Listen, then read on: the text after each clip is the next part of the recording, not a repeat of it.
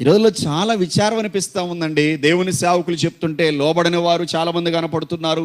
దేవుని సేవకులు చెప్తున్న మాటను ధిక్కరించేవారు చాలామంది కనపడుతూ ఉన్నారు. దేవుని సేవకులు చెప్పే మాటలను త్రోసివేసేవారు ఎక్కువ కనపడుతున్నారు. చాలామంది వాళ్ళ మనసులో వచ్చిన ఆలోచనల ప్రకారంగానే, వాళ్ళ మనసులో పుట్టేటువంటి ఉద్దేశాల ప్రకారంగానే జీవిస్తూ దేవుడిచ్చేటువంటి ఆ దీవెనలు, ఆశీర్వాదాలు, మేలులు, ఉన్నతమైన కార్యాలు త్రోసివేసుకుంటున్నారు. సేవకులంగా మాకు కూడా దుఃఖమే మిగులుతుంది. అయ్యో వీళ్ళ పరిస్థితి ఇంకెప్పుడు బాగుపడుద్ది, ఇంకెప్పుడు బాగుపడతారు వీళ్ళని సేవకులంగా మేము కూడా చూసి, ఇలాంటి విశ్వాసం చూసి దుఃఖపడుతున్నారు. ఇందాక మనం చూసాం, ఆ శిష్యుని భార్య తన పిల్లలు దైవజనుడు చెప్పినట్టు చేశారా చేయలేదా?